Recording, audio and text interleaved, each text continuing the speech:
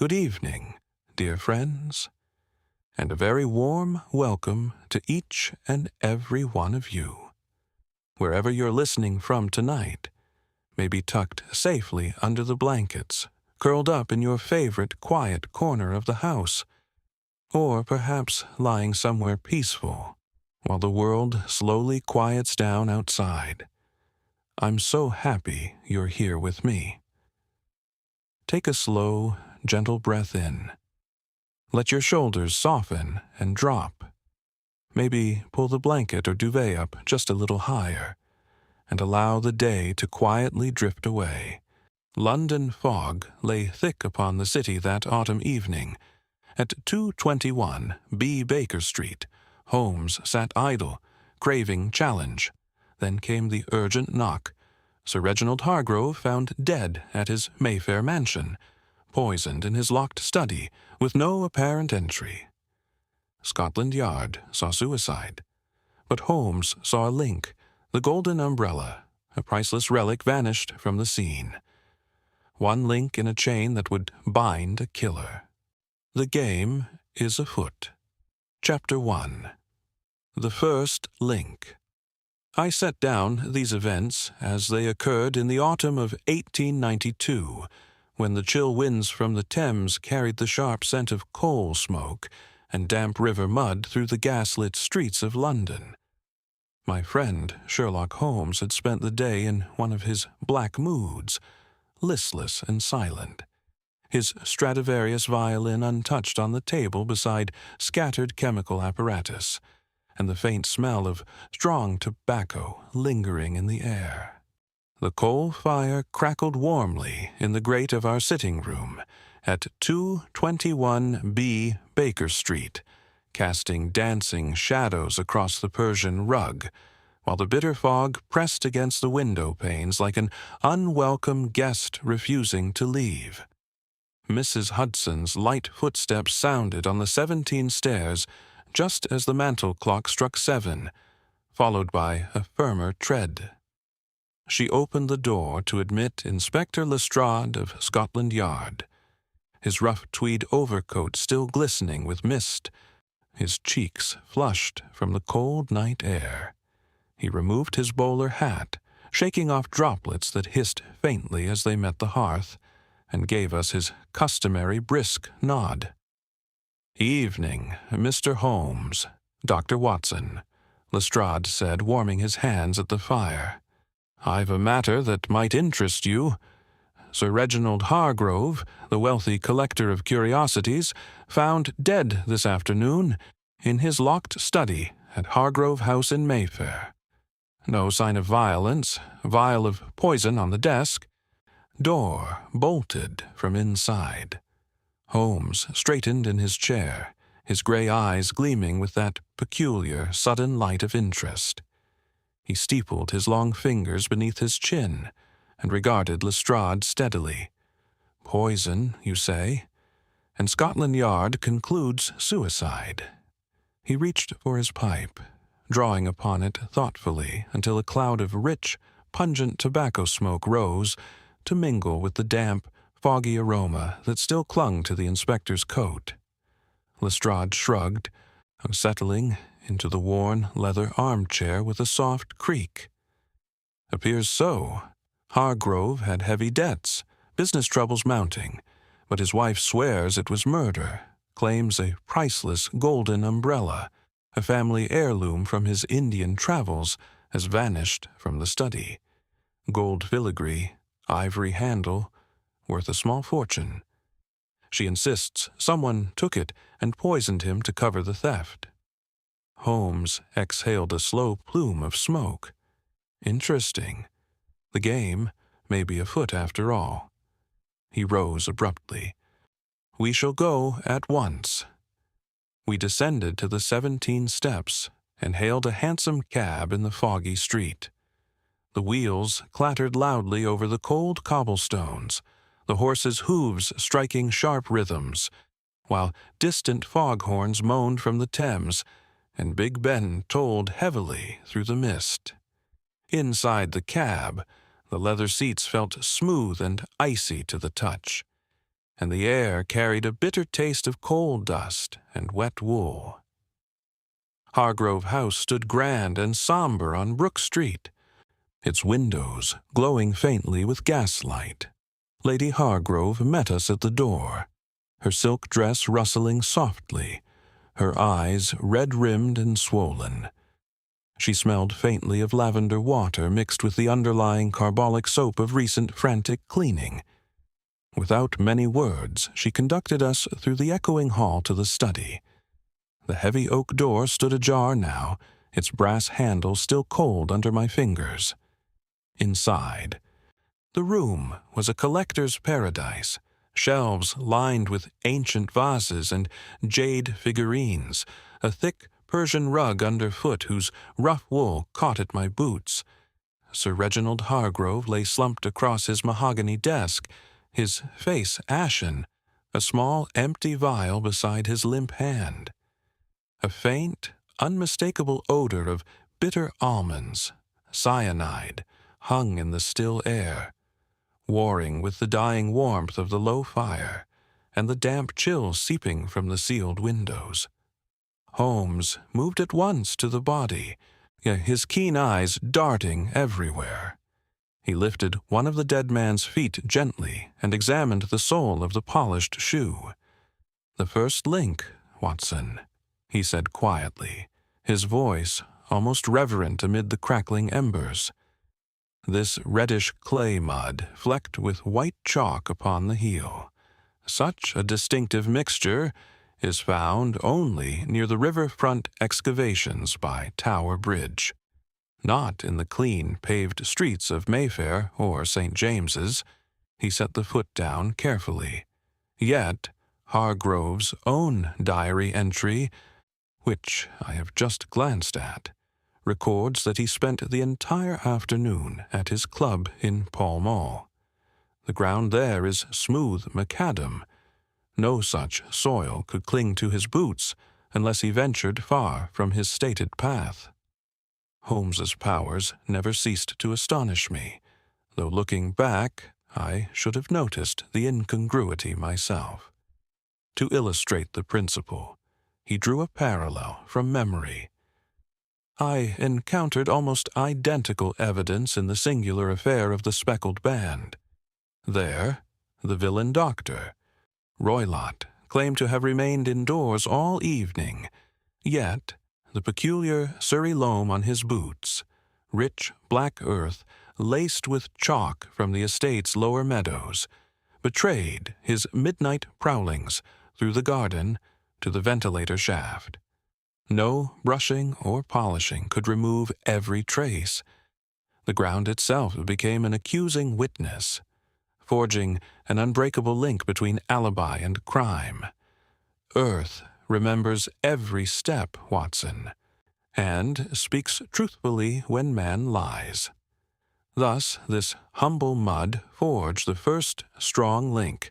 Sir Reginald Hargrove had not died in peaceful isolation, but had gone secretly to the river's edge, perhaps to meet someone in the fog-shrouded dusk. The link forges strong, Watson. Did you see it form before Holmes explained?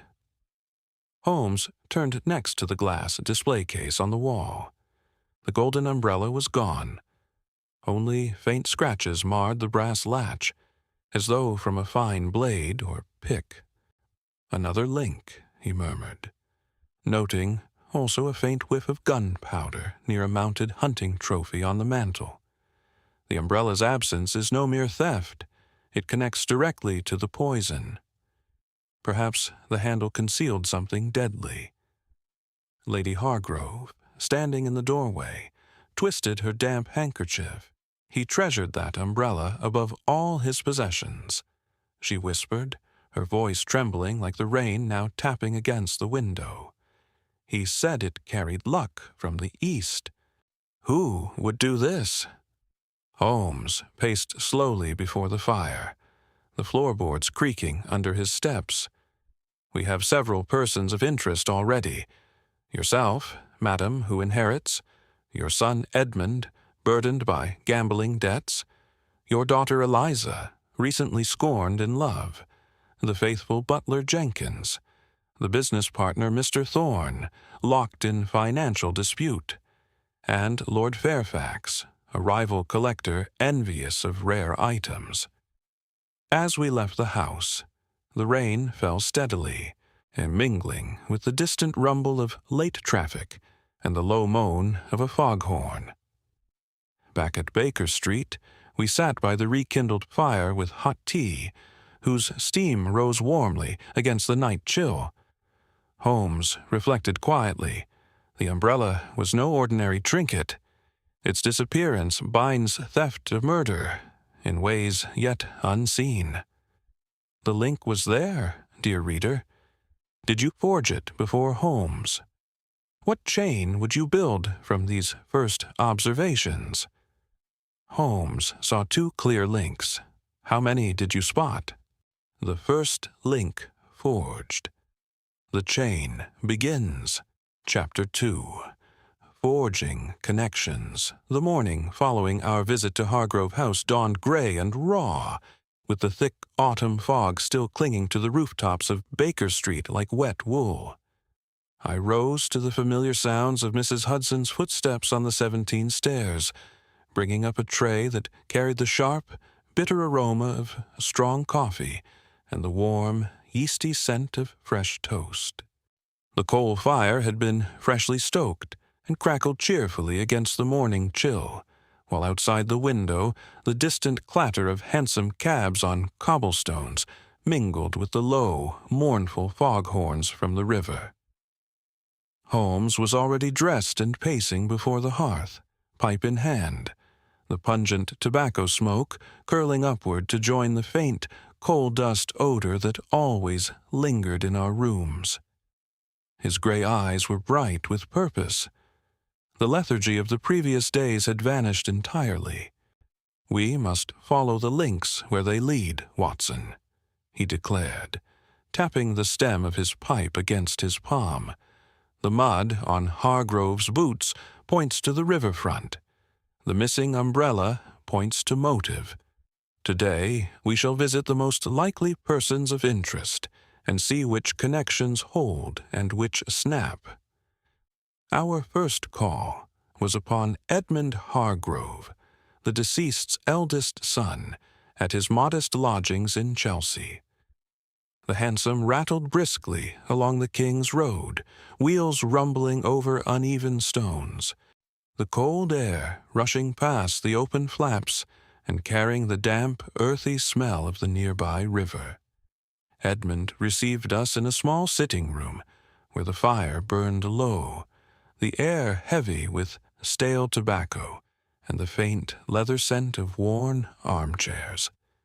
He was a pale young man in his late 20s, carelessly dressed with dark circles beneath his eyes. "My father's death was a terrible shock," he said, voice tight, offering us cigarettes from a smooth silver case that felt cold in my palm. "But I was at Newmarket all yesterday, racing. Plenty of witnesses." Holmes accepted a cigarette, but did not light it, instead turning it slowly between his fingers. "Yet your boots, Mr. Hargrove, bear the same reddish clay flecked with chalk that we found on your father's shoes." He indicated the pair by the door. "You claim no visit to the riverfront?" Edmund flushed. I may have walked near the embankment the day before. Nothing more."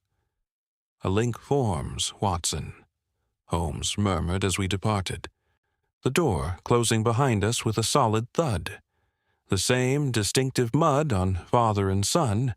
Coincidence or conspiracy? Our next destination was Kensington, where Miss Eliza Hargrove occupied a neat flat overlooking the park. The cab journey was quieter now, the rain beginning to patter gently on the roof, its rhythm blending with the steady clip of hooves. Inside her parlor the fire burned warmly, the air scented with fresh roses and a trace of carbolic from recent scrubbing. Eliza was slender and composed, though her hands twisted a damp lace handkerchief as she spoke. "My father was murdered," she said firmly, voice low but steady. "That golden umbrella was to form part of my dowry. Someone took it and poisoned him to silence questions." Holmes wandered to the small writing desk near the window. In the waste paper basket lay the torn corner of a telegram. Cheap paper, ink still fresh. "This matches the fragment we found in your father's study," he observed. "Same stationer's mark, Whitechapel, same hurried hand." Eliza paled. "I sent a message to a friend, nothing more." "Yet the wording, 'umbrella must be secured,' is suggestive," Holmes replied mildly. "Another link forged, Watson. Family communication, perhaps under duress." We pressed on to Hargrove House itself to interview the butler, Jenkins. The great front door opened to reveal the familiar hall, gas lamps flickering, the faint smell of polish and old wood rising around us. Jenkins, who stooped and silver-haired, received us in the butler's pantry, where silver gleamed on shelves and the air carried a sharp whiff of carbolic soap. "I have served Sir Reginald for 23 years," he said with quiet dignity, hands folded before him, rough from decades of service. I heard nothing unusual that afternoon. The study door was locked as always when I passed at 4 o'clock. Holmes bent to examine the cuff of Jenkins's black coat. "And yet there's a faint trace of gunpowder here. Black powder, recently discharged. Curious for a butler." Jenkins stiffened. "I was cleaning Sir Reginald's sporting guns earlier. Routine duty." Holmes nodded thoughtfully. A possible explanation, but a link nonetheless. Access to firearms. Proximity to the study. Our fourth visit took us to the city, to the offices of Mr. Arthur Thorne, Hargrove's business partner, in a narrow building near Lombard Street. The room smelled strongly of ink, leather-bound ledgers, and the hot iron of a roaring fire. Thorne was a stout, perspiring man in his 50s, mopping his brow with a silk handkerchief as he greeted us. Hargrove owed the firm a considerable sum, he admitted gruffly. "But murder? Preposterous. I was here all afternoon. Clerks can vouch for me." Holmes's gaze fell upon a small steel tool half hidden beneath papers on the desk, a lockpick of fine make. "This instrument matches the faint scratches on the umbrella case," he said. "A curious possession for a financier." Thorne blustered. "I collect odd tools, nothing sinister." Back in the hansom, the rain now drumming steadily, Holmes leaned back against the chilled leather seat. "Links multiplying, Watson. Mud on Edmund, telegrams to Eliza, gunpowder on Jenkins, lockpick with Thorne. And we have yet to speak to Lord Fairfax." We concluded at Fairfax's club in Pall Mall, a hushed place, thick with cigar smoke, and the clink of glasses. The nobleman, tall and languid, laughed softly at our questions. "Envy the umbrella? I possess finer oriental pieces. I was here playing whist all evening." Yet Holmes noted faint white chalk dust on the sleeves of Fairfax's coat, chalk of the same quality as the riverfront mud. "Another thread," he said as we left, the fog closing in again outside, carrying the distant moan of a foghorn and the wet earth smell of the streets. That evening, back at 221B, we sat by the fire with glasses of sweet brandy that warmed the throat against the night chill. Holmes reviewed the day's observations. Red herrings abound, Edmund's gambling debts, Eliza's broken engagement, but the true chain is forming. The umbrella was no mere ornament. Its disappearance ties directly to the poison. The connection seems invisible, dear reader. Can you see it yet? Holmes saw 4 emerging links. How many did you spot? What chain would you build from these visits? It links forging. The chain takes shape. Chapter 3. The chain grows. The third day after Sir Reginald Hargrove's death broke with a bitter clinging fog that muffled the streets of London and turned every gas lamp into a soft, golden smear. I awoke to the familiar crackle of the coal fire in our sitting room at 221 B. Baker Street. The warm scent of burning coal, mingling with the sharp, lingering aroma of Holmes's strong tobacco from the night before. Outside, the distant toll of Big Ben sounded dull and heavy through the damp air, while below in Baker Street, the wheels of early hansoms clattered wetly over cold cobblestones. Holmes was already at the breakfast table, pipe in mouth, studying a small envelope he had received by the first post. "A telegram from Lestrade, Watson," he said without looking up. "The inquest is set for tomorrow. He requests we make one more thorough examination of the study before the room is disturbed further. I think we shall oblige him." We set out at once, the hansom cab rocking through the fog-bound streets, the horses' hooves striking sharp echoes, the leather seats chilled and slightly damp beneath us. The journey to Mayfair seemed longer in the murk. The foghorns on the Thames moaned like lost souls, and the air tasted faintly of river mud and coal smoke, even inside the cab. Hargrove House loomed gray and silent when we arrived. Lady Hargrove met us herself, pale and composed, her silk dress whispering as she led us once more to the study. The room felt colder now, almost morgue-like, the fire unlit, the lingering odor of bitter almonds still faintly detectable beneath the carbolic soap that had been used to clean the carpet. Holmes moved methodically. He first examined the desk anew, running long fingers along the polished wood until he located a hidden spring beneath one of the carved panels. A small drawer slid open with a soft click, revealing a bundle of letters tied with faded ribbon. "The link, Watson," Holmes said quietly, lifting the topmost letter. "These are from Mr. Arthur Thorne, dated over the past 6 months. Threats grow progressively sharper. Pay by month's end or ruin follows. Observe the distinctive loop in the G of regard and the heavy downstroke on the Y. The same hand penned the cryptic telegram found on Sir Reginald's desk." He held the letter and the telegram fragment side by side near the window, where pale daylight filtered through the fog. "The ink is fresh on both. Same cheap violet variety sold in Whitechapel stationers. Thorne's city office uses far superior stock. This forges a direct connection. The financier communicated secretly and urgently with Hargrove shortly before his death. To illustrate the principle, Holmes recalled a past investigation. You will remember the singular affair related in A Study in Scarlet, Watson.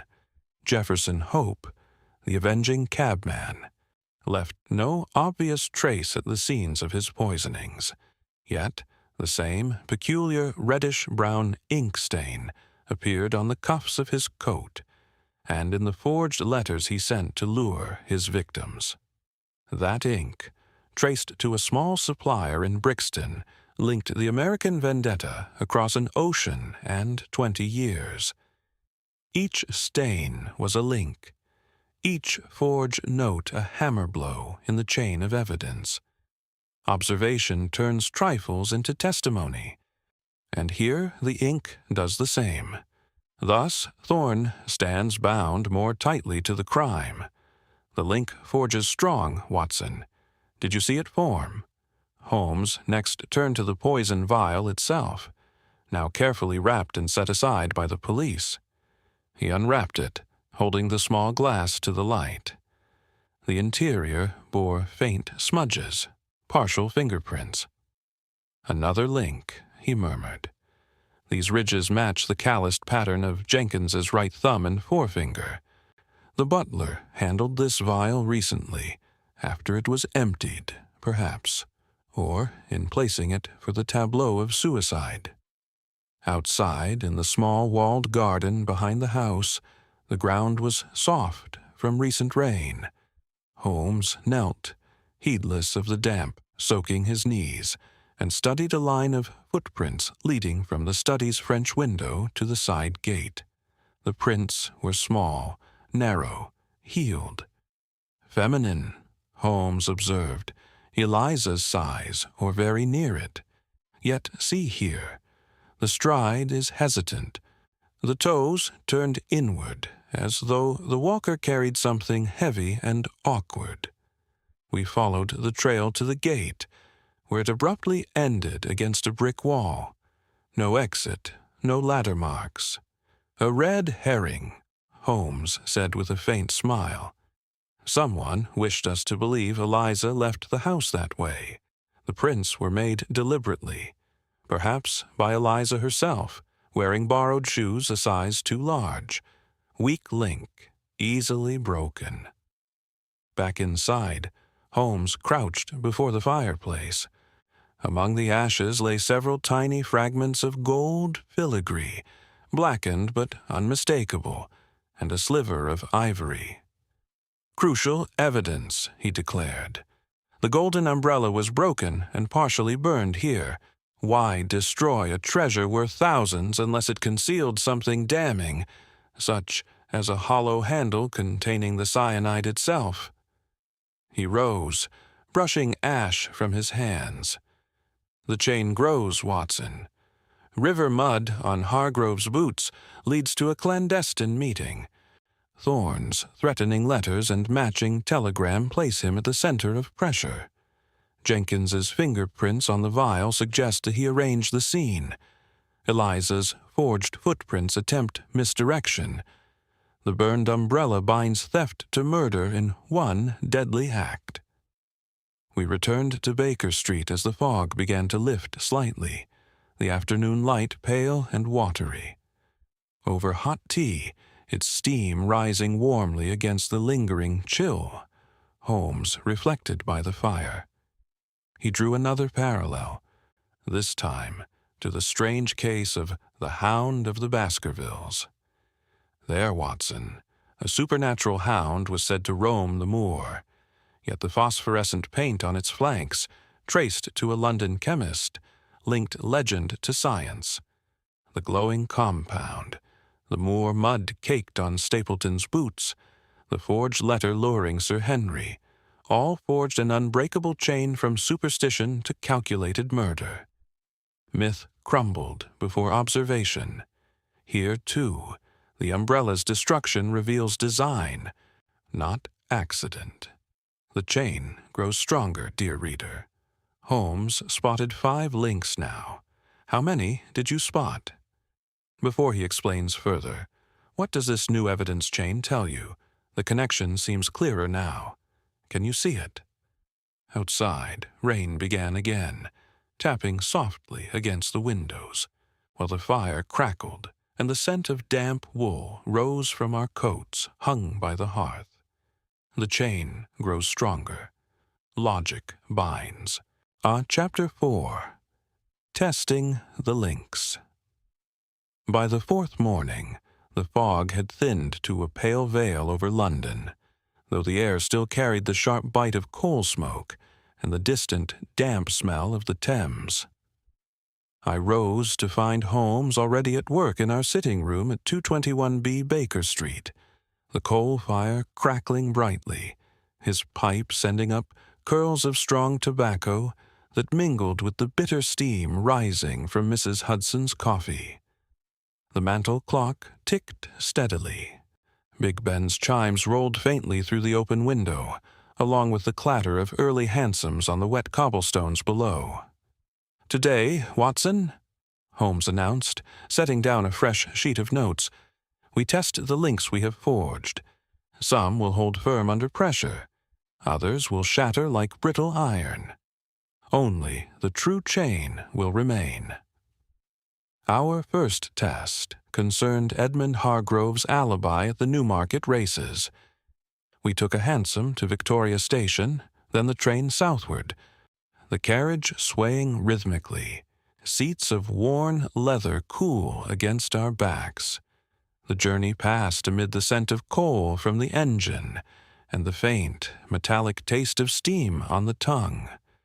At Newmarket, we located the bookmaker Edmund had named, a stout man with a loud voice and a ledger thick with pencil marks.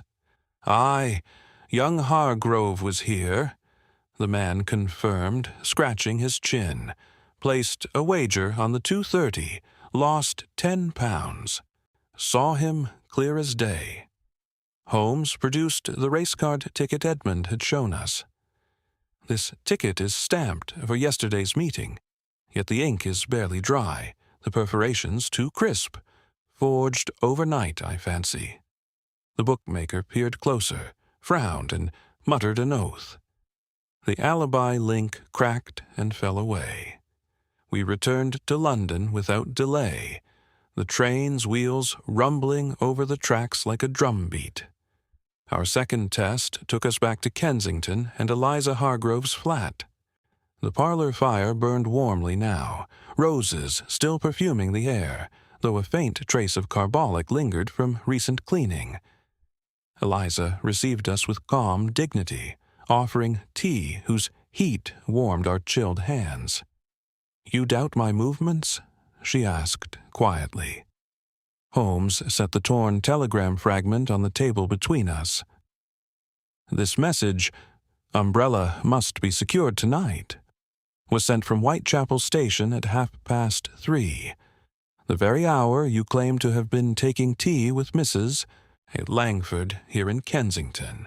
Eliza's fingers tightened on her cup. "I sent no such telegram.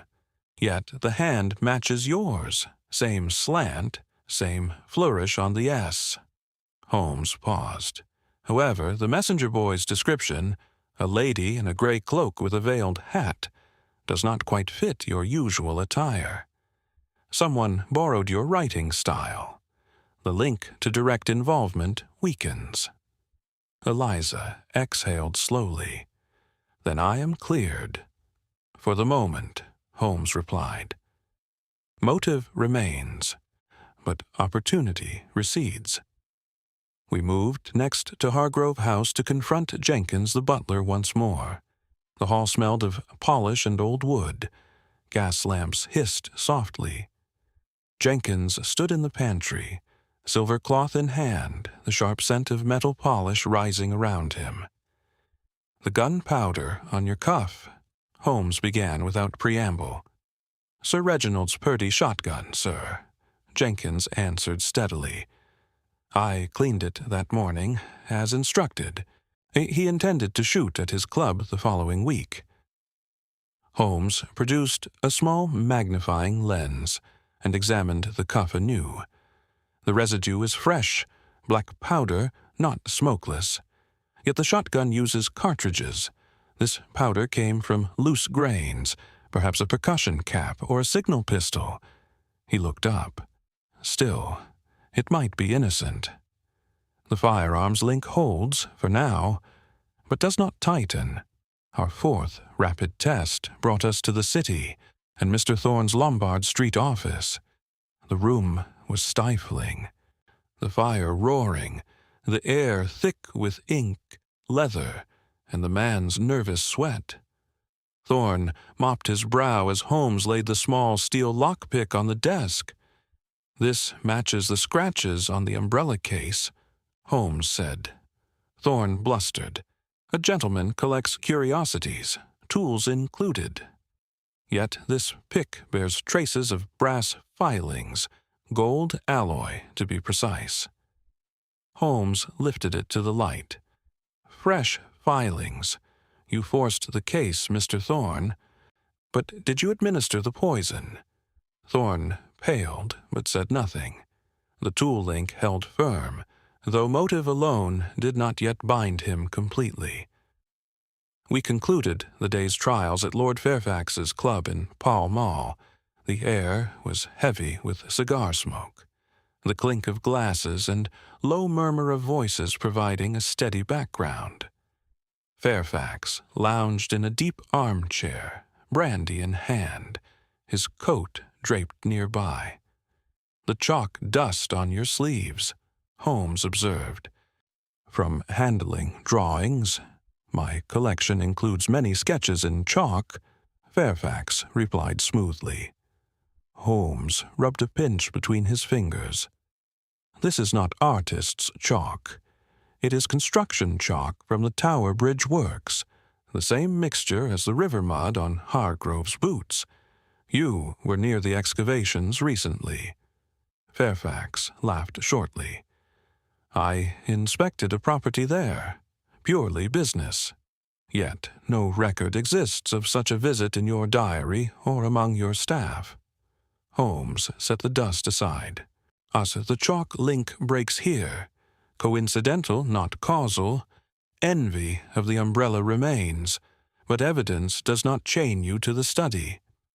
Back at Baker Street as evening fell, rain pattered against the windows and the fire crackled warmly once more. Holmes paced before the hearth, pipe in hand, reviewing the shattered and surviving threads.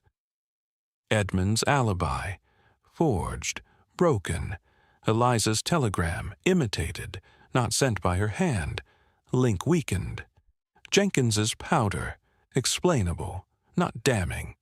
Fairfax's chalk, coincidence, snapped. Thorne's lockpick, however, still bears the gold of the umbrella and the pressure of debt.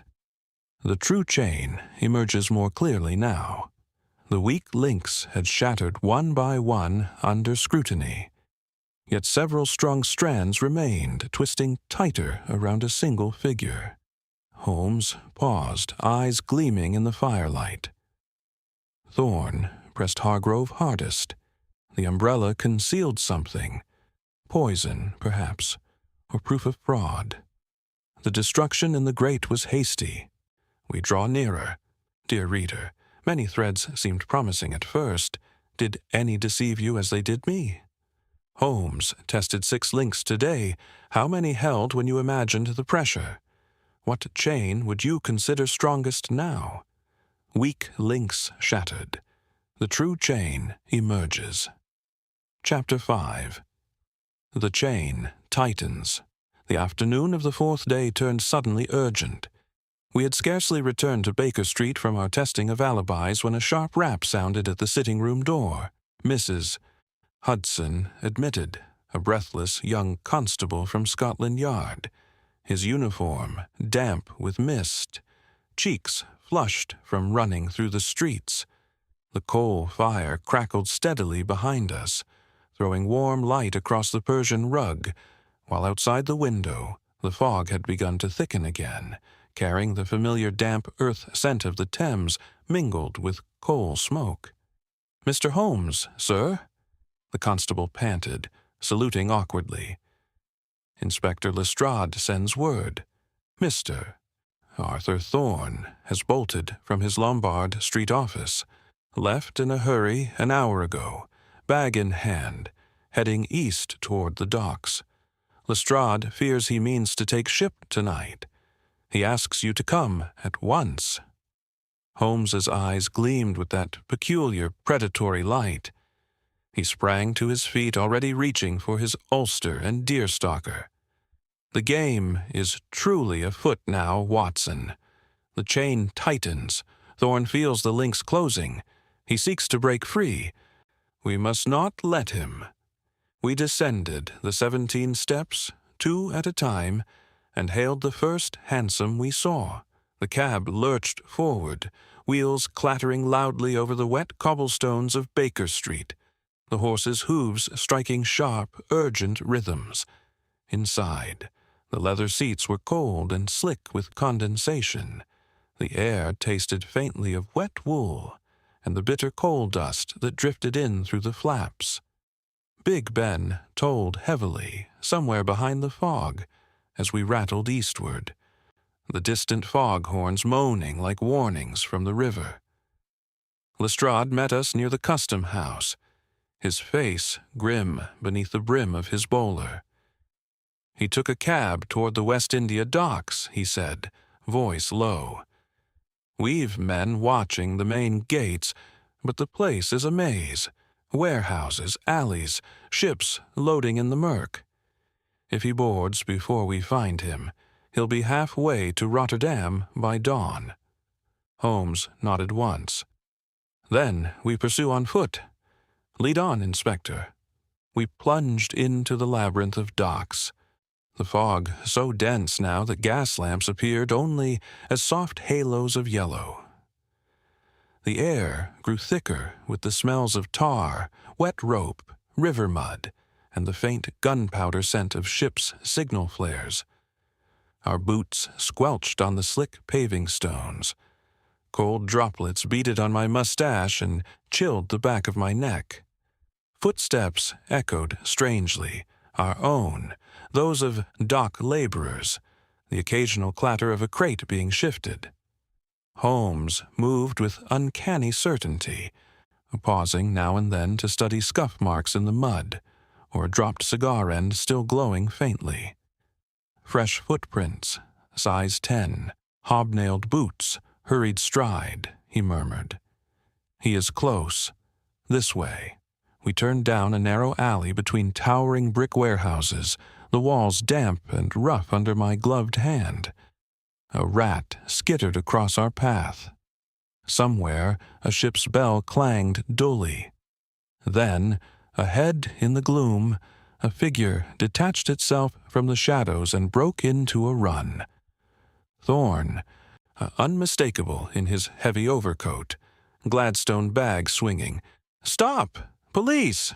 Lestrade shouted. Thorne glanced back once, face pale in the gaslight, then darted toward a gangway leading to a small tramp steamer moored at the quay. Holmes sprinted forward, long legs eating the distance. I followed close behind, heart pounding, the cold air burning my lungs. Thorne reached the gangway, boots thudding on the wooden planks. A sailor appeared at the rail, startled. "No passengers yet," he called. Thorne ignored him, shoving past.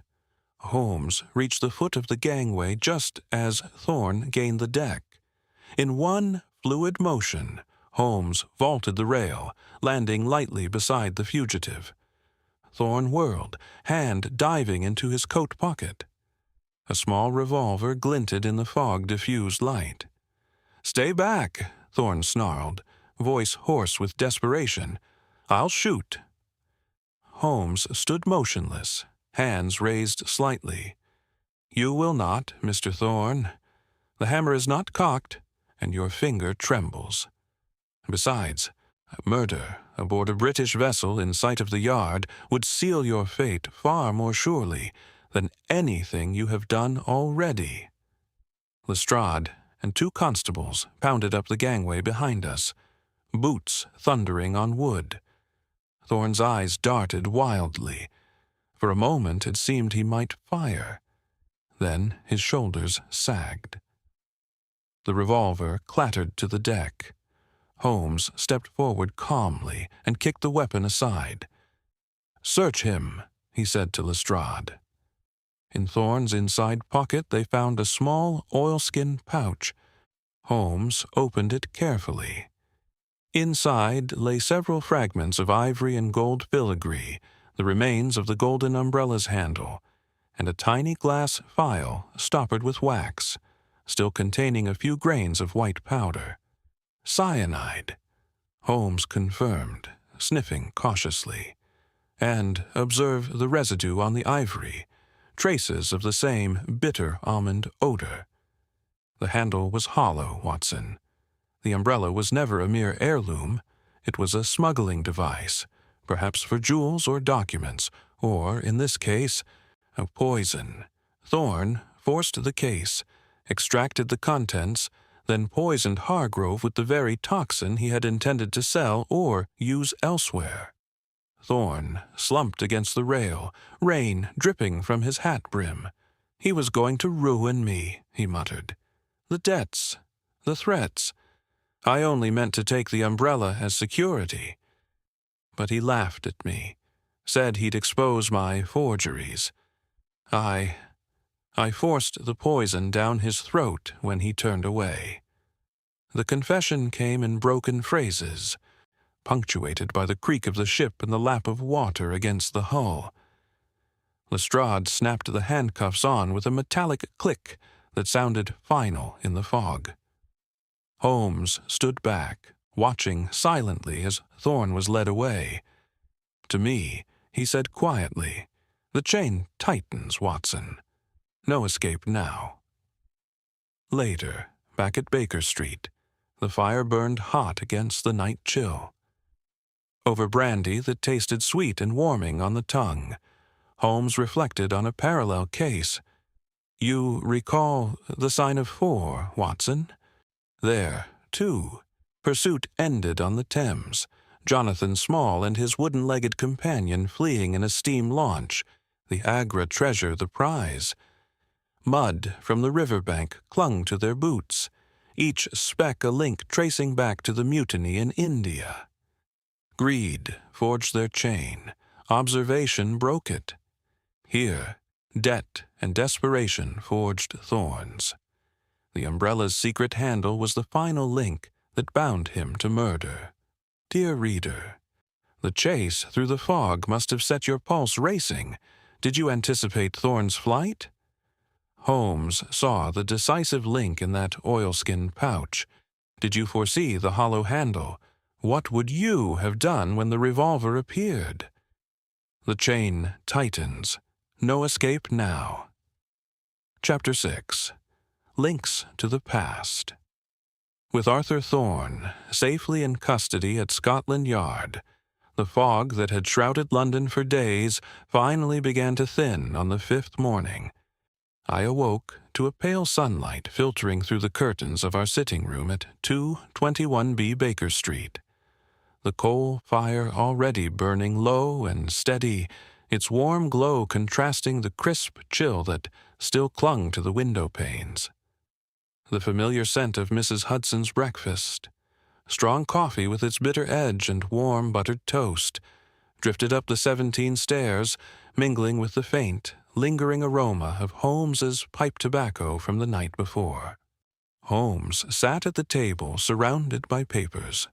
Thorne's confession transcript, telegrams recovered from his office, and a small bundle of old letters tied with twine. His gray eyes moved rapidly over the pages. He had barely slept, driven by the need to trace every thread back to its origin. "The chain is nearly complete, Watson," he said without preamble as I entered. "But to understand the final links, we must look to the past. Thorne's motive was not born yesterday. It has roots, deep, tangled roots." We spent the morning at Scotland Yard, where Lestrade had arranged for us to examine Thorne's private effects seized from his city lodgings. The small room set aside for us smelled of damp stone, old paper, and the sharp carbolic used to scrub the floors. A single gas lamp hissed overhead, casting harsh shadows across the table where documents lay spread out. Among them was a faded photograph. A younger Thorne, standing beside Sir Reginald Hargrove outside a Calcutta warehouse, both men in tropical whites, the golden umbrella held proudly by Hargrove. On the back, in faded ink, was written, "Calcutta, 1878. Partnership sealed. Umbrella of good fortune." Holmes studied it intently. The first historical link. Their association began in India, not here in London. Hargrove was already a collector. Thorne was then a junior trader in gems and curiosities. Further digging through Thorne's correspondence revealed more. A series of letters from the early 1880s showed the partnership had soured. Hargrove had accused Thorne of skimming profits from shipments of Indian artifacts, small thefts at first, then larger ones involving forged invoices. One letter, dated 1885, contained Hargrove's threat: "Return the funds, or I expose your forgeries to the East India merchants. Your reputation will be ashes." Thorne's replies grew desperate, pleading for time. By 1889, the partnership had formally dissolved, but the debt remained, compounded by Thorne's own failed ventures in the city. A ledger entry from 1890 showed Thorne borrowing heavily against expected shipments that never arrived, his signature shaky on the promissory notes. "The motive crystallizes," Holmes said, tapping the ledger. "Debt alone might drive theft, but Hargrove's possession of the golden umbrella, itself perhaps acquired through those disputed dealings, represented both financial ruin and public humiliation. If the umbrella's hollow handle concealed the proof of Thorne's early frauds, perhaps a hidden ledger page or a compromising letter, then destroying Hargrove silenced the threat forever. We returned to Baker Street in the early afternoon. The streets were busier now that the fog had lifted. Hansom cabs clattered past, their wheels ringing on dry cobblestones for the first time in days. Inside our rooms, the fire had been built up again, its crackle a comforting counterpoint to the distant toll of Big Ben and the soft patter of late rain against the glass. Holmes settled into his armchair, pipe in hand, the strong tobacco smoke rising in slow spirals. "Consider the umbrella itself," he mused. "An ornate object, yes, but why gold filigree and ivory? In the East, such items often served as secret containers. Smugglers of gems, opium, even political correspondents used them. Hargrove brought it back from Calcutta in 1878, the very year of the partnership's beginning. I suspect it held evidence of Thorne's initial embezzlement, kept as insurance by Hargrove." He rose and paced slowly before the hearth, the floorboards creaking under his steps. Thorne discovered or guessed the secret years later. Desperate for money, he demanded the umbrella as payment or collateral. Hargrove refused. In their final meeting near the Tower Bridge excavations, hence the clay mud on both men's boots, Thorne forced his way into the study, extracted the contents, poisoned Hargrove with the cyanide already in the handle, and attempted to stage a suicide. The burning of the remnants was panic, not calculation. To deepen the parallel, Holmes drew upon another celebrated case from our past. You will recall the extraordinary business of the Valley of Fear, Watson. There, a man named Bertie Edwards infiltrated a murderous secret society in America, adopting disguise after disguise. Each alias was a link in a chain of deception stretching across continents, Pennsylvania coal mines to English country houses. A cipher message from an informant named Porlock warned of danger. Yet the true chain was forged by small traces: a missing dumbbell, a calloused hand, a coded note. Observation linked past crimes to present murder. No disguise could withstand the forge of logic. So here, Thorne's past frauds in India, his forged invoices, his desperate borrowings, all linked by the umbrella's secret compartment to the poison in Hargrove's study. I nodded, the full weight of the chain settling upon me. Every link accounted for, then, from Calcutta to Mayfair, from debt to murder. "Almost," Holmes replied, eyes gleaming. "One final connection remains. How Thorne knew the umbrella's secret. I suspect Jenkins, the butler, long in Hargrove's service, overheard or was bribed to reveal it. His fingerprints on the vial were no accident. He placed it after the deed, hoping to aid the illusion of suicide. Loyalty fractured by money or fear. Outside, the rain strengthened, drumming steadily on the roof, while the fire popped and the scent of damp wool rose from our coats drying by the hearth. Holmes reached for his violin, plucking a few slow, thoughtful notes that hung in the quiet room. The past and present are bound. Watson, one unbroken chain. Thorne's history of deceit, Hargrove's silent threat, the umbrella as both treasure and weapon, all forged together by observation and logic. Dear reader, the links stretch back across years and oceans. Did you trace them before Holmes laid them out? The motive seemed simple debt at first. How many past connections did you spot? What chain would you have built from India to the study? Past and present. One unbroken chain. Chapter 7. The Complete Chain. The sixth morning after Sir Reginald Hargrove's death dawned clear and crisp.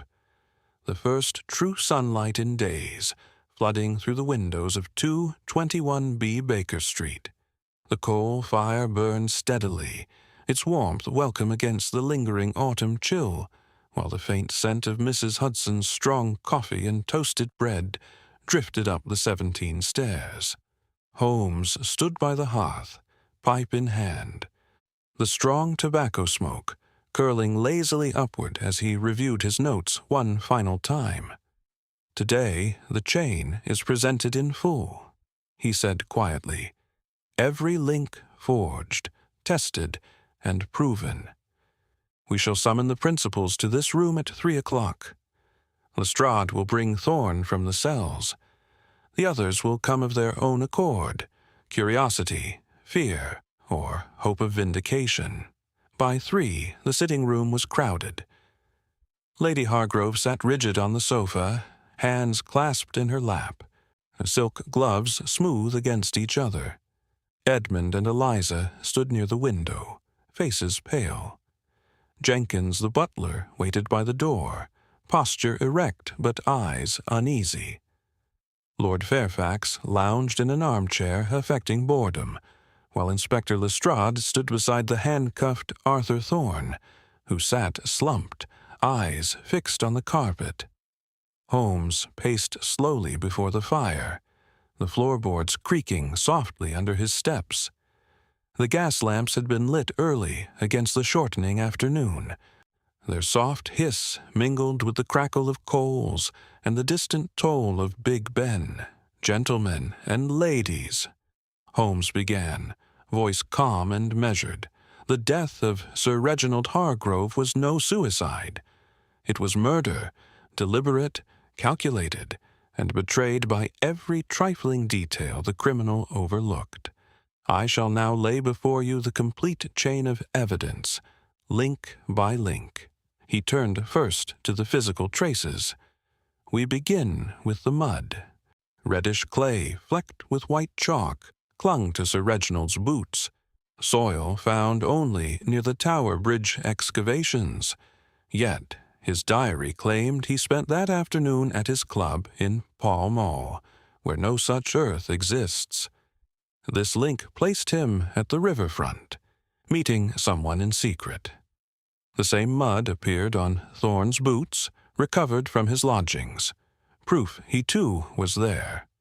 First, physical link. Clandestine meeting. Holmes moved to the desk. Next, the poison vial. Faint fingerprints, Jenkins's calloused thumb and forefinger, marked its surface after it was emptied. Not before, as one might expect in innocent handling, but after. Jenkins placed it deliberately to suggest suicide. Second physical link, staging of the scene by the butler, at Thorne's direction or bribe. He lifted the charred fragments preserved from the grate. The golden umbrella, its gold filigree and ivory handle reduced to ashes here, yet residue of cyanide clung to the ivory splinters. The handle was hollow, a secret compartment once used perhaps for smuggled gems or documents in India. Thorne forced the case, extracted whatever it held, likely proof of his old frauds, then used the cyanide within to kill Hargrove. Third physical link: the umbrella as both motive and murder weapon. Holmes paused, letting the firelight play across the faces around him. Now the timeline links. Thorne's threatening letters to Hargrove, penned in the same distinctive hand and cheap violet ink as the telegram found on the desk. Umbrella or ruin. Sent from Whitechapel the very afternoon of the murder. The meeting at the riverfront occurred between 2 and 4. Hargrove returned home poisoned shortly after 4. Jenkins passed the study at 4:15 and found it locked, yet he later admitted entering to tidy at 4:30 when he placed the vial. Timeline link, opportunity and staging compressed into 30 critical minutes, all pointing to Thorne and his accomplice. He turned to the witnesses. Edmund's alibi at Newmarket, forged ticket, ink too fresh. Eliza's supposed telegram, imitated but not sent by her. Fairfax's chalk dust, coincidental not causal. Each offered a red herring, yet each crumbled under test. Witness link.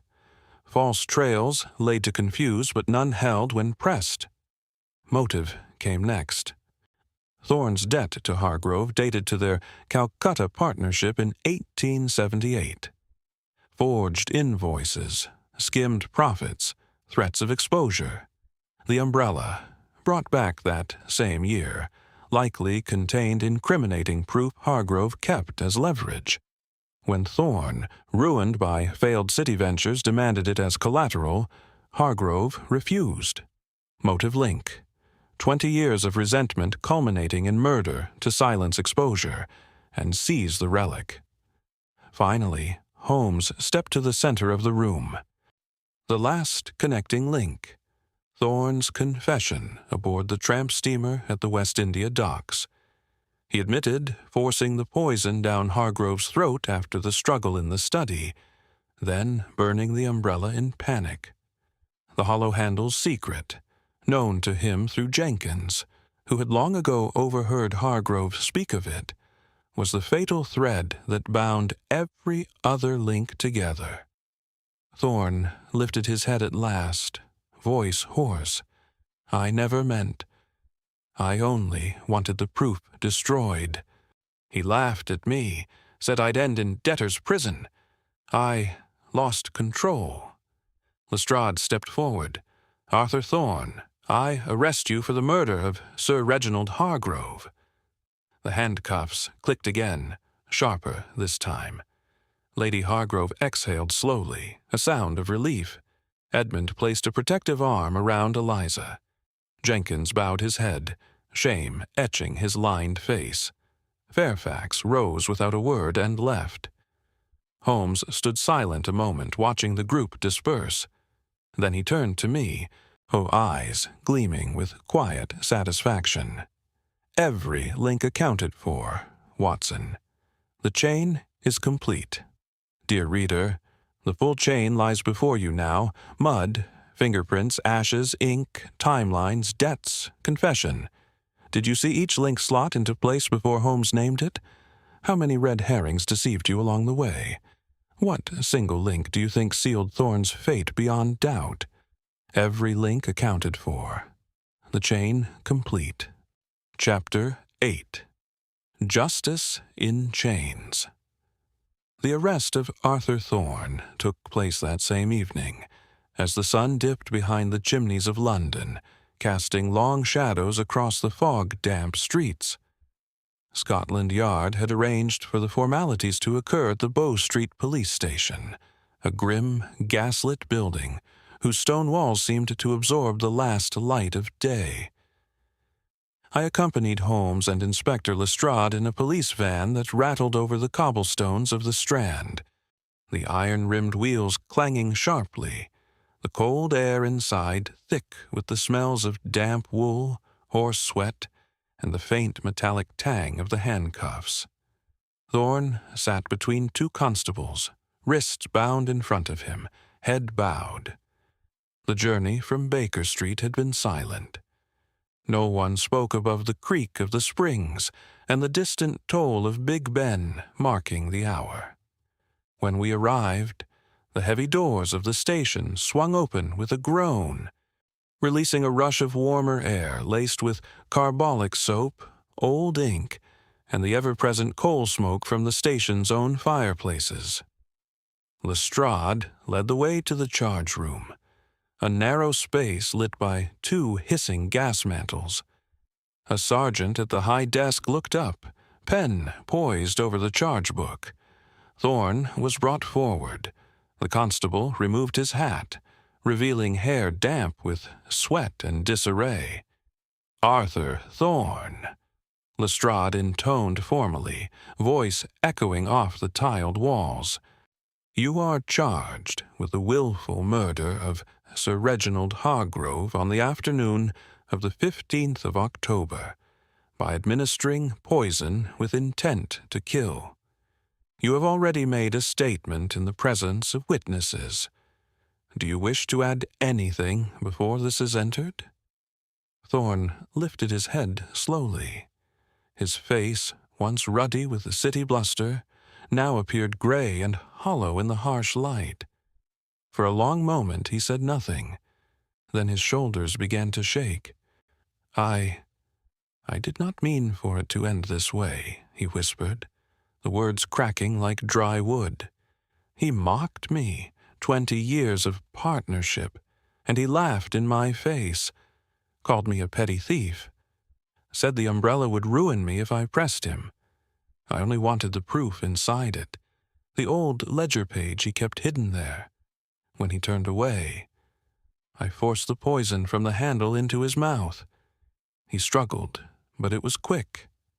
I thought, if it looked like suicide, no one would look further." His voice broke entirely then. Tears ran down his cheeks, mixing with the sweat. He slumped forward until the constables steadied him. The sergeant wrote steadily, the scratch of his pen the only sound in the room for several moments. Holmes stood near the door, hands clasped behind his back, watching the scene with that detached, almost clinical interest I had come to recognize. When Thorne finished, Holmes spoke quietly. "You overlooked the mud on your boots, Mr. Thorne. You overlooked the fingerprints on the vial. You overlooked the ashes in the grate. Trifles, each one, yet together they formed an unbreakable chain." Thorne looked up at him, eyes red-rimmed. "You saw it all, from the beginning." "I saw what was there to be seen," Holmes replied simply. The rest followed. Lestrade cleared his throat. "Take him to the cells. We'll have the magistrate in the morning." As Thorne was led away, the clink of his irons echoed down the corridor like a tolling bell. The sound lingered even after the door closed behind him. Outside Bow Street, the night had fully fallen. Gas lamps flared along the pavement, their light reflecting in shallow puddles left by the day's rain. The air tasted cold and clean, carrying the distant murmur of the Thames and the faint, comforting smell of roasting chestnuts from a nearby vendor. Holmes and I walked slowly toward a waiting hansom, our footsteps ringing on the wet stones. Lestrade fell into step beside us. "A clean case, thanks to you, Mr. Holmes. The Yard had written it off as suicide until you pointed out the first discrepancies. Lady Hargrove will be relieved, her name cleared, the inheritance secure. The children, too, no stain on their futures." Holmes nodded. "There remain a few loose ends to tie. Jenkins, for one. He placed the vial and doubtless accepted money to keep silent about the umbrella's secret compartment. Accessory after the fact, at the least. "We'll question him tomorrow," Lestrade said. "He's already confessed to taking £50 from Thorne the week before the murder. Said he needed it for his sister's medical bills. Weak excuse, but human enough." "And the umbrella fragments?" I asked. "Preserved as evidence. The gold will go to Lady Hargrove after the trial. A sad memento, but hers by right." We reached the hansom. Holmes paused before climbing in, turning to Lestrade. "You did well to act swiftly when Thorne fled, Inspector. The docks at night are no easy place to corner a man." Lestrade gave a wry smile. "I learned from the best, Mr. Holmes, though I'll never understand how you spot what the rest of us miss." Holmes inclined his head slightly. "Observation, Inspector. Nothing more." The cab jolted forward, wheels rumbling over the cobbles once more. Inside, the leather seats felt warmer now, the air inside the flaps carrying the faint sweetness of Holmes's tobacco as he lit his pipe. We rode in companionable silence for a time, the city lights sliding past in golden streaks. At length, Holmes spoke. "The criminal is bound, Watson. Justice, in its slow but certain way, has been served. Yet one always feels a certain melancholy at the end of such a chain. A man's life destroyed, not by fate, but by his own overlooked trifles." I thought of Thorne's broken confession, the tears in the charge room, the clink of irons. He chose his path long ago in Calcutta. The links were forging even then. "Precisely," Holmes murmured, drawing deeply on his pipe. "And once forged, they are not easily broken."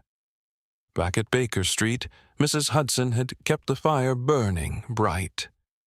We settled into our chairs, the room filled with the crackle of coals and the soft pop of sap. Hot tea steamed between us, its warmth chasing the last chill from our bones. The case was closed. Thorne would face the assizes. The evidence, mud, ink, ashes, fingerprints, confession, was overwhelming. Loose ends, Jenkins's complicity, the exact contents of the hollow handle, would be resolved in due course.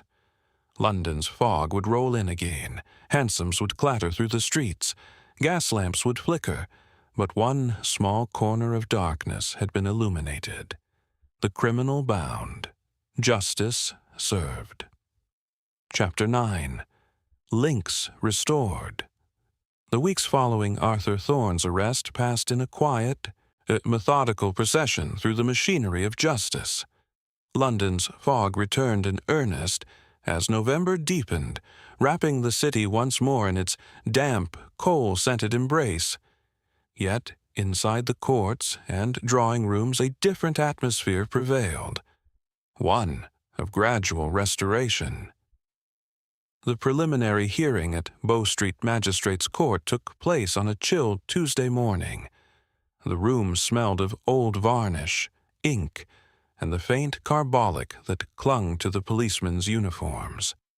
Gas lamps burned steadily against the gray daylight, filtering through high windows, while the scratch of clerks' pens provided a constant undertone to the proceedings.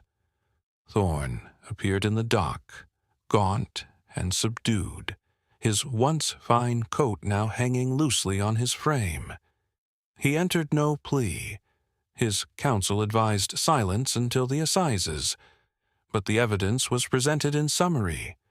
The mud-stained boots, the cyanide residue on the ivory fragments, the threatening letters in his own hand, the fingerprints on the vial, and, above all, his own confession aboard the steamer at the West India docks. The magistrate committed him for trial at the Old Bailey without hesitation. As Thorne was led below, the clank of his irons echoed faintly, a final, subdued tolling of the chain that had bound him.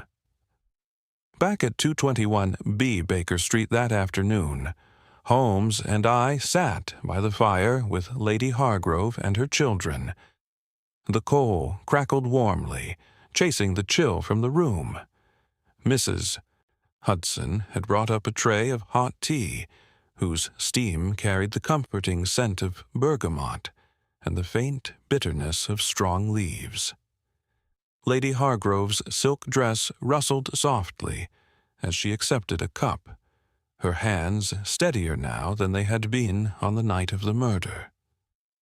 "The magistrate spoke most kindly of your work, Mr. Holmes," she said, voice low but firm. "He said the case would never have been seen for what it was without your intervention. We are all deeply grateful." Holmes inclined his head. "The truth was always there, madam, waiting to be observed. My part was merely to connect the links." Edmund, standing near the window, turned from watching the hansoms pass below. "And Jenkins?" he asked quietly. "He's been dismissed, of course, but will he face charges?" Lestrade had visited earlier that week to explain, and Jenkins had made a full statement. He had accepted £50 from Thorne to remain silent about the umbrella's secret compartment, which he had once overheard Sir Reginald mention in private conversation. On the day of the murder, Thorne had pressed him to place the empty vial on the desk after the deed was done. Jenkins had complied, believing the death already irreversible, and fearing exposure of his own small betrayal. He had not known poison would be used. He thought only of theft. "The Crown will charge him as accessory after the fact," Holmes replied. "But given his age, his long service, and his immediate confession when confronted, I suspect a lenient sentence, perhaps a fine and a suspended term. He will not escape entirely, but neither will he rot in prison." Eliza, seated beside her mother, spoke for the first time. "He was with us since I was a child. It hurts to think he could be bought, even for a moment. But I understand fear, and need." Lady Hargrove reached over and squeezed her daughter's hand. "We shall help him quietly, if the court allows. A pension, perhaps, for his sister's care. One can punish without destroying." The conversation turned to the future. The Hargrove estate, once threatened by Sir Reginald's debts, had been secured. Thorne's forged claims against the firm were exposed as baseless, and the remaining assets, properties in Mayfair, investments in shipping, the collection of curiosities, would pass intact to the family. The golden umbrella fragments, released as evidence after the committal, had been returned to Lady Hargrove. She intended to have them mounted in a small glass case as a memorial, not to the object itself, but to the truth it had helped reveal. "I shall place it in the library," she said softly, "where Reginald spent so many hours. A reminder that even the most cherished things can hide shadows." As the family prepared to leave, Edmund paused at the door. "Mr. Holmes, might I ask one last question? How did you know, truly know, that the umbrella was the key?" Holmes smiled faintly, drawing on his pipe until the tobacco glowed, because everything else was too perfect. A locked room, a suicide note implied by circumstance, debts that pointed to despair. Yet the missing heirloom was the one discordant note. When trifles contradict the obvious, Watson and I have learned to trust the trifles. The family departed in a hansom whose wheels clattered away into the gathering dusk. Holmes and I were left alone with the fire and the quiet of Baker Street. Outside, the foghorns moaned distantly from the river. Inside, the Stradivarius rested on its table, untouched for now. The innocent are cleared, Holmes said after a time, settling deeper into his chair. Lady Hargrove will rebuild her household without scandal. Edmund will likely take over the business interests, cautiously, I hope. Eliza's engagement prospects, once clouded by suspicion, will brighten again. London moves on, as it always does. I nodded, watching the coals shift and spark. And the city itself seems lighter for it. One less shadow in the fog. Holmes exhaled a slow plume of smoke. Shadows are inevitable, Watson. But when observation pierces them, order returns. The streets of London are restored. Not perfect, never perfect, but balanced once more. That evening, the newspapers carried brief notices. Collector's death ruled murder. Financier charged. By the following week, the story had faded from the front pages, replaced by reports of strikes, new exhibitions at the British Museum, the latest production at the Lyceum. Life resumed its rhythm. Hansom cabs rattling over cobblestones, gas lamps flaring against the dusk, the eternal pulse of the great city. Yet, in quieter corners, the Hargrove drawing room, the Yard's record books, our own sitting room at 221B, the chain of events had been fully accounted for. No link remained unexamined. No innocent bore unjust blame. The truth, once forged, had set matters right. Dear reader, the puzzle is solved, the innocent freed, the guilty bound. Did you feel the relief when the family sat here by the fire, burdens lifting? How many futures did you imagine restored when the last red herring fell away? Order restored to London's streets. Chapter 10. By the Fire at Baker Street. Several weeks had passed since Arthur Thorne's committal to the Old Bailey, and the sharp edge of winter had begun to bite at London's streets. On a quiet December evening in 1892, I returned to 221B Baker Street after a long day at my practice, to find the sitting room bathed in the warm, flickering glow of the coal fire. The 17 stairs creaked familiarly under my boots. The air inside carried the rich, comforting sense of burning coal, of strong tobacco, and the faint, citrus tang of Mrs. Hudson's lemon polish on the furniture. Holmes sat in his usual armchair, legs stretched toward the hearth, the bowl of his pipe glowing intermittently as he drew upon it. His Stradivarius rested across his knees. He had been plucking idle notes earlier, but now the violin lay silent. A copy of the Times lay open on the small table beside him, its pages still crisp, as the headline discreet.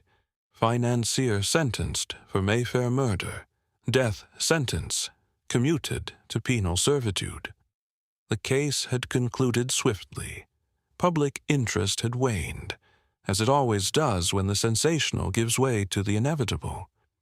I settled into the opposite chair, accepting the glass of brandy Holmes poured without asking. The liquor tasted sweet and fiery on the tongue, chasing away the chill that had seeped into my bones during the walk home. Outside, a light snow had begun to fall. Fat flakes drifted past the window, catching the gaslight in the soft, golden points before melting against the pane. Thorne's sentence is final, Holmes remarked, nodding toward the newspaper. Life at Portland, with hard labor. The judge was merciful, spared the noose on account of the absence of premeditation in the final act. Panic, rather than cold calculation, sealed his fate. I sipped my brandy. And Jenkins? Bound over to keep the peace. A fine of £20, which Lady Hargrove quietly paid on his behalf. He has retired to a small cottage in Kent with his sister. No more silver to polish, but no prison cell either. We sat in companionable silence for a time, the fire crackling, the snow muffling the usual sounds of Baker Street. Holmes reached for the Persian slipper where he kept his tobacco, replenishing his pipe with slow, deliberate movements. "The case is done," I said at last. Yet I find myself turning it over in my mind still. Your method, the forging of links, one observation connecting to the next until the chain is unbreakable, it never ceases to astonish me. Holmes smiled faintly, eyes on the flames. "It is no mystery, Watson, only discipline. The science of deduction rests upon 3 pillars: the collection of data, the elimination of the impossible, and the patient forging of connections between what remains. In this affair, the first link was the mud. Reddish clay and chalk, alien to Mayfair yet present on Hargrove's boots. From there the chain grew, the missing umbrella, the cheap telegram ink, the fingerprints on the vial, the ashes in the grate, the hollow handle, the Calcutta photograph, Thorne's confession. Each observation a hammer blow, each connection a weld." He paused, drawing deeply on his pipe until the tobacco flared bright. "You will recall the curious business of the Red-Headed League, where a single advertisement in a newspaper led to an underground tunnel, a bank vault, and a plot spanning months. There, too, the chain began with trifles, clay on trousers, calloused hands, the smell of damp earth in a pawnbroker's cellar. John Clay overlooked them. I did not. Or the affair of the speckled band, where a whistle in the night, a ventilator, and a saucer of milk forged a chain from gypsy encampment to deadly intent. In each case, the criminal believed his design flawless, yet the ground, the air, the smallest residue remembered what man forgot. I leaned forward, and here, what made this chain so satisfying? Because it was complete, Holmes replied. No loose end dangled. The innocent, Lady Hargrove, Edmund, Eliza, were cleared not by sentiment but by evidence. The guilty was bound not by force, but by the inexorable logic of observation. Thorne's deception was elaborate, yet brittle. One overlooked trifle, the mud, and the entire edifice crumbled. That is why observation defeats deception, Watson. Lies are inventions of the mind. Facts are stubborn things. They do not bend to wish or fear. They simply are. He set his pipe aside and steepled his fingers beneath his chin, a familiar gesture. The chain method is nothing more than training the eye to see what is already before it, and the mind to connect what others dismiss as coincidence. In a city like London, vast, anonymous, fog-bound, deception thrives on the assumption that details will be lost, yet details endure. Mud clings. Ink fades unevenly.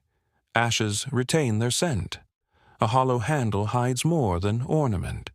When we observe without prejudice, when we eliminate the impossible, what remains, no matter how improbable, must be the truth. The fire popped, sending a shower of sparks up the chimney. Outside, the snow fell thicker now, blanketing the cobblestones in silence. Holmes rose and crossed to the window, gazing down at Baker Street transformed into a white hush. "Every case teaches the same lesson," he continued softly. "The world is full of chains, some forged by malice, some by accident, some by mere chance. Our task is to trace them, to test them, to lay them bare. When the final link snaps into place, the mystery dissolves, and order returns. Not perfect order. London is never perfect, but a balance restored. Shadows retreat. The fog lifts a little." He turned back to me, and eyes gleaming in the firelight. And so we wait, Watson, until the next puzzle presents itself. Another knock at the door, another telegram, another trifling detail that refuses to fit. The game continues. I raised my glass in a small salute. To the next chain, then. Holmes returned to his chair, picking up the violin once more. He drew the bow across the strings in a slow, thoughtful phrase, simple, yet haunting in the quiet room. The notes lingered, blending with the crackle of the fire and the soft patter of snow against the glass. Until the next chain forges, dear listener, the game continues.